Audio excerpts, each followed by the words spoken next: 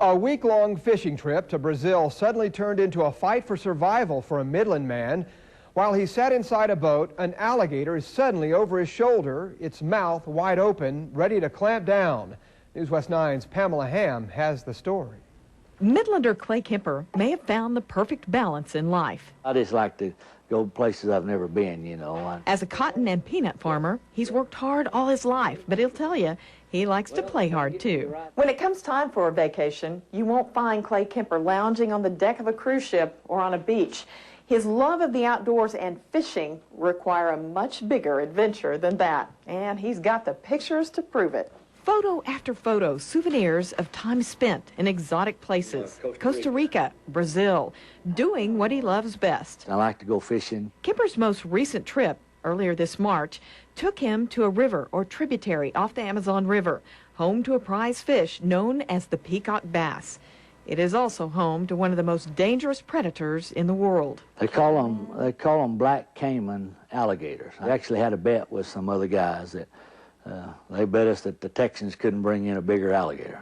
That bet was to bring an alligator back to the clubhouse. We got him to the boat. We caught him and got him up to the boat finally after about an hour and 20 minutes, and we tied him up.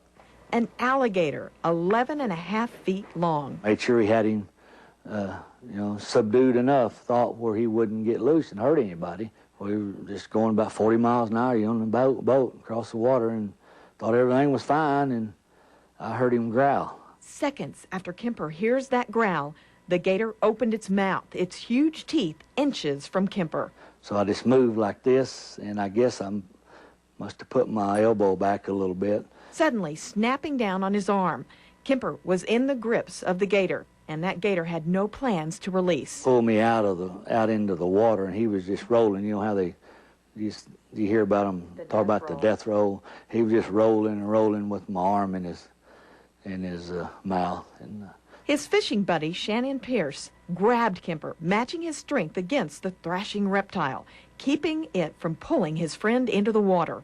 Kemper says the whole thing happened in a matter of seconds.